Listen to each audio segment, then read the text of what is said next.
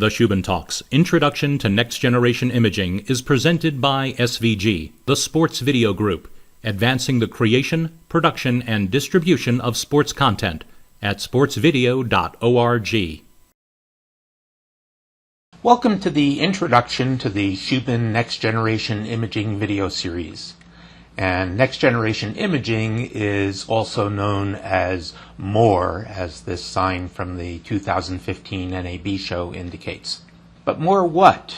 Well, the top four things I'm going to discuss in this introduction a little bit: stereoscopic 3D, more channels or programming, more different characteristics of sound, more wideness or aspect ratio. And the bottom four I'm going to discuss in the next three presentations: visual dynamic range, which is a form of contrast, bit depth, which is supposedly freedom from contouring, temporal resolution, frames per second, and spatial resolution or detail. And the middle one there, color gamut, or the range of colors, I'll be speaking of a little bit this time, and also a little bit in the presentation on dynamic range. So, back in 2010, next generation imaging looked like it was going to be stereoscopic 3D. And why did that not turn out to be next generation imaging, even though we saw it all over the Consumer Electronics Show, all over the National Association of Broadcasters Convention, the International Broadcasting Convention, and so on? Well, one problem was a need for glasses, which limited the number of possible viewers per TV. So if you were going to have a party to watch the Super Bowl or the World Cup or something, you needed to have glasses for everyone. And those glasses were breakable. You might accidentally sit on one. And most of them were electric, and so they needed to be recharged. And there was also a potential visual conflict between vergence, which is what our eyes point at, and accommodation, which is what our eyes focus on, and that's different between children and adults.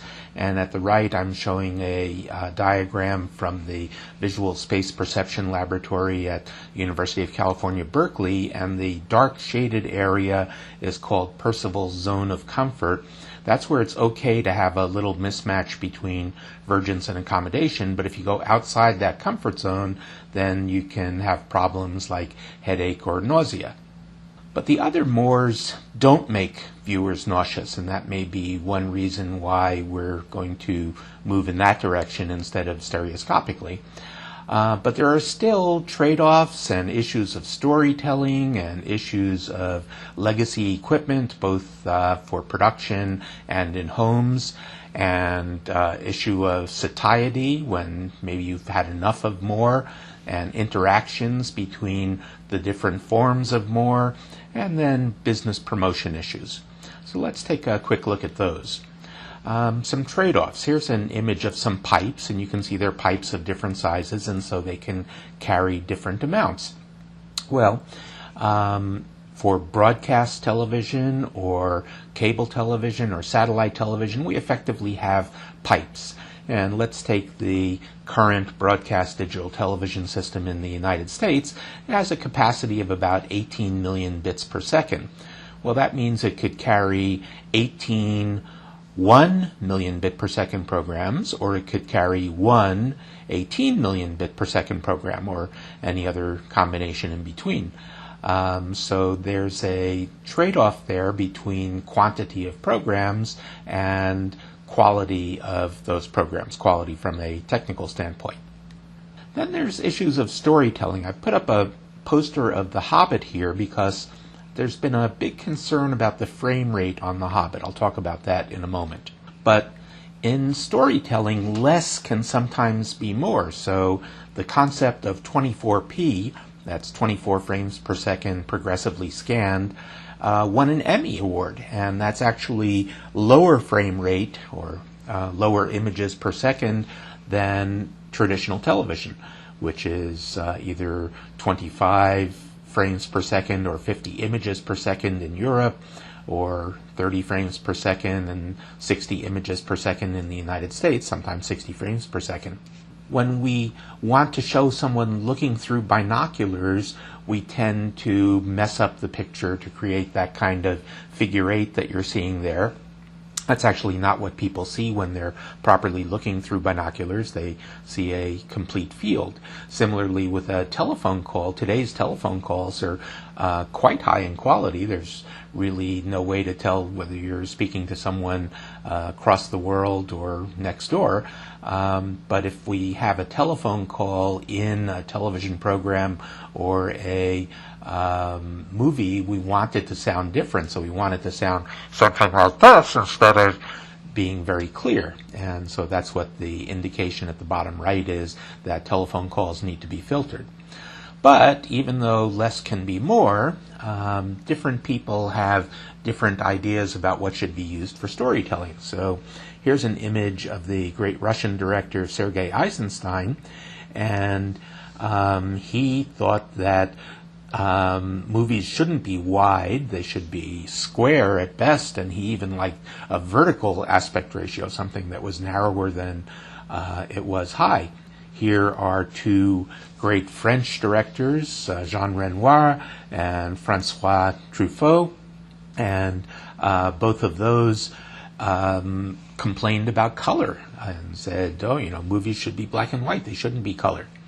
And then here's another director. You might not be so familiar with his name, but he's talking here about how he's spoken to other directors, and they think a silent movie, a movie without sound, is the best way to go. And here's one of his creations. It's called The Artist. It was black and white, it was silent, and it won the Oscar for Best Picture of 2011, and he won as Best Director of 2011, and it earned $133 million in box office gross, which is not bad at all for a silent black and white movie. So let's get back to The Hobbit. Now, The Hobbit was released at a higher frame rate than is normal for movies. Movies are traditionally 24 frames per second, and in some theaters you could watch The Hobbit at 48 frames per second. And there were some complaints about that. Some people said that they had a queasy feeling, and maybe that had something to do with some high rotating shots and not really with the frame rate. Other people said they had a hard time with suspension of disbelief because it seemed to be too video-like. But that was a small number of viewers who had those complaints, and whatever you may think of The Hobbit, it earned more than $1 billion in box office gross. So higher frame rate is not necessarily a bad thing, just as we've found that sound and color are not necessarily bad things. Some of the other mores, there's the issue of legacy. Here you see an image of me from a little teaser that was broadcast about a show that I worked on. The bottom left image is the correct one, but the top left one is fairly common on widescreen TV sets that are getting a 4:3 signal, one that's chopped off. And then the top right one is something that you sometimes even see a postage stamp version that's both the wrong shape and the wrong size. So that's aspect ratio. There are also issues of color primaries, which I'll talk about a little bit later. Receiver decoders. You can go to a wonderful system for delivering images and sounds, but if the receiver doesn't have a decoder for it, that's a problem. Non-integer frame rates is one of the legacies that we're dealing with. So those are all things that have to be dealt with in this era of more. Then there's this issue of satiety. So let's say you go to a party and they're serving hamburger sliders and you have one hamburger slider. Might be very tasty, might be all you want at the moment, but if that's supposed to be your whole meal, you're probably going to be still hungry. But here's a good size hamburger, and that might satisfy you for a meal, and so the difference in hunger satisfaction between the slider and the hamburger is pretty significant. But what if you've had that big hamburger and then here comes this humongous hamburger that requires two hands to hold? Maybe that doesn't go beyond the other hamburger in satisfying you, or maybe it satisfies you only a little tiny bit more. So we don't necessarily have a linear progression going from something like standard definition to high definition to ultra high definition. There might be this satiety that's occurring, and I'll discuss that later in one of the other videos. Sound is another area where satiety matters, and let's talk about sound immersion.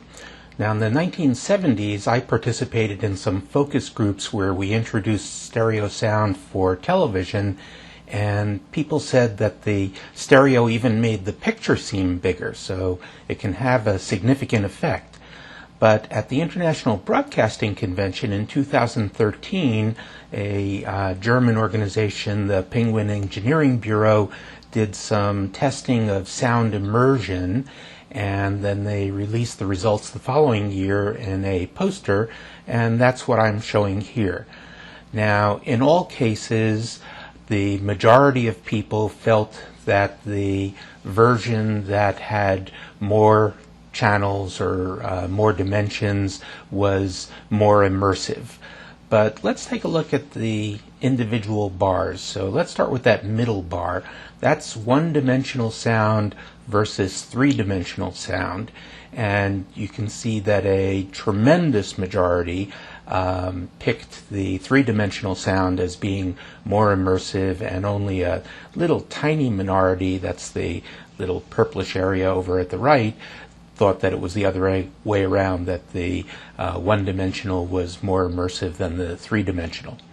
And then if we go down to the bar below that, you can see that if it was a case of even one-dimensional sound versus two-dimensional sound, still a very substantial majority felt that the two-dimensional was more immersive, and only a small minority felt that the one-dimensional was more immersive. But now take a look at the top bar. This is going from two-dimensional sound to three-dimensional sound. So we've already made a significant jump from one-dimensional to two-dimensional. And now it's a much smaller majority that feels that the three-dimensional sound was more immersive, and it's a much larger minority that felt that the two-dimensional sound might even be more immersive than the three-dimensional sound.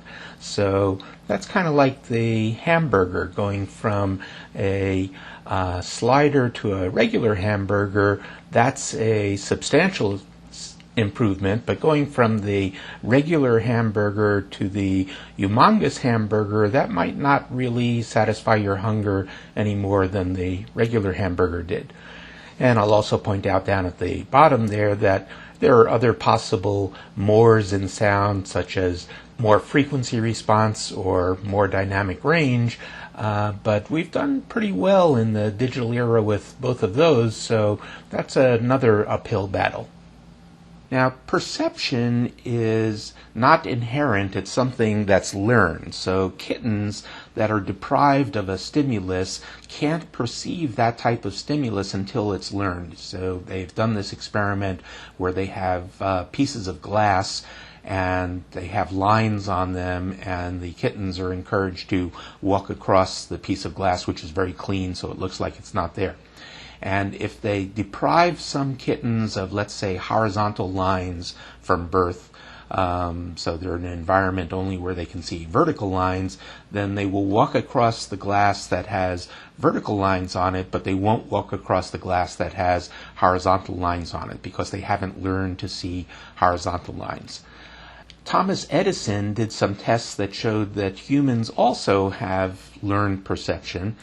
He showed a new phonograph recording system starting in 1916, and he did what were called tone tests with it, where he would have a live singer and he would have a phonograph, and as the image on the right shows, he touted that no one could tell the difference between the phonograph record and the live singer. Now today we go, that's ridiculous. This is a 78 RPM mechanical phonograph recording with a needle in a groove.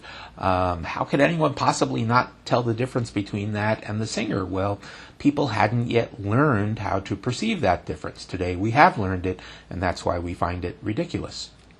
Other more issues, there's interactions. So here is the top of a chart that appears in the third edition of the American Cinematographer Manual, and it's about recommended panning speeds for panning through a 90-degree scene. And this is from the third edition in 1969. And here's another version of that chart, and it lists the panning speeds in degrees per second. Well, since there's a certain number of pixels across a screen, and the screen occupies a certain area, like 30 degrees of visual field, then we could also talk about pixels per second. And if we do talk about pixels per second, then it becomes clear that if you have more pixels per frame, then you need more frames per second to have the same number of pixels per second. So this little chart that I'm showing here shows that if you had, say, 720 line HD TV and you have 120 frames per second, then you could pan from one side of the screen to the other in less than 11 seconds, 10.7 seconds. But if you had what's called 4K, and I'll define that in one of the other videos, and only 24 frames per second, then it takes you almost 3 minutes to pan across the frame and have the same kind of results that you would have with those 720p at 120 frames per second. Here's another interaction between dynamic range and frame rate. Now, this is a chart that appeared in an article in the Journal of the Society for Information Display, and it was originally about stereoscopic presentation, but it's still important for our purposes, even ignoring the 3D aspect. The horizontal axis is temporal frequency or frame rate. The vertical axis is spatial frequency, which is shown in cycles per degree, but it could also be pixels across the screen.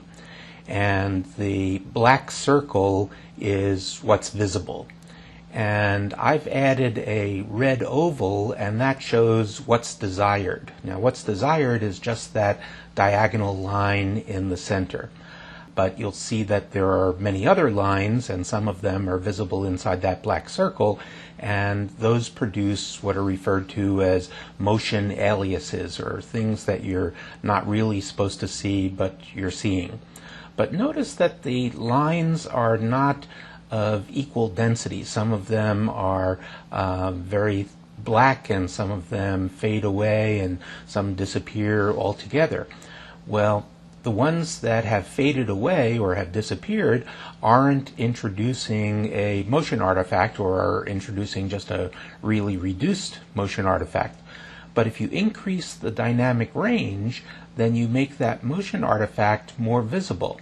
And some of you who may have seen some high dynamic range demonstrations may have noticed that the motion judder, or the motion artifacts, seem to be much worse in the high dynamic range version than they are in the standard dynamic range. So another interaction that we have to deal with. Sharpness also is based on two different characteristics, not just resolution, but both resolution and contrast. It's proportional either to the square of the area under the curve that I'm showing here, or some people say it's just the area. But either way, whether it's the square or the area, it's significant that contrast adds to sharpness as well as resolution adding to sharpness. And then finally, we have this issue of business promotion. Let's talk a little bit about wide color gamut for that. This is the visible colors that we can perceive, and this is only for a certain brightness level. There are different curves for different brightness levels. And here's a hypothetical ideal 3 primary display, or an image display that has 3 colors, which is what almost all image displays use today. And we're making the red as it can possibly be, and we're making the blue as it can possibly be, and we're giving a green that might be the greenest that it can possibly be. But because there's only 3, we're still losing a significant range of the blue-greens on the left, the turquoises, if you will. So there's a company called Genoa Color Technologies, and they say, well, one way that we can recover some of that lost information is by going to more than 3 primaries. So they say we can go to 4 or 5 or even 6 primaries. Now, one issue with that is it does take up room on the display to add those additional primaries, and so that has an effect on resolution, another interaction. But what I'd like to point out in this case is how accurate the colors look. So here you see on the upper left a camera that's shooting some material, and there's that kind of pinkish purplish stuff on the far left, and then we have the 2 displays on the left, and you're seeing that one is not reproducing that color correctly at all. It's kind of a red instead of that pinkish purplish, and the other one is correctly reproducing the color, and so hooray, they have demonstrated that their display works better. But what's odd about this is that they're talking about these more than 3 primary displays, and yet you're looking at this picture on a 3 primary display, and you're seeing that difference. So caveat emptor. A little bit more about color. Here's incorrect color decoding. There are different equations for how the brightness relates to color, and Rec 601 is a sort of standard definition equation, and Rec 709 is a high definition equation, and you can see by the color bars in the middle there that if you decode incorrectly, well, you can very clearly see that there's a difference in the green and the cyan and the yellow and the magenta and the red. Even the blue has a visible difference there. But if you look at the actual images down at the bottom, which are more real-world images, the one in the center is what it's supposed to look like. The one on the left is incorrectly decoded in one direction, and the one on the right is incorrectly decoded in the other direction. And even being able to see all 3 images at the same time, you're kind of hard-pressed to say that one is wrong or another is wrong. It's only when we have colors in contrast, as we do in the color bars there, where we have one version on the top and another version on the bottom, that we can see the color change. So, still to come in the other videos, I will be talking much more about higher frame rate. I'll be talking much more about higher dynamic range and explaining why it's not the same as bit depth. And I'll be talking about higher spatial resolution, and I hope you'll join me for those videos as well. Thanks for watching this one, and please enjoy the others.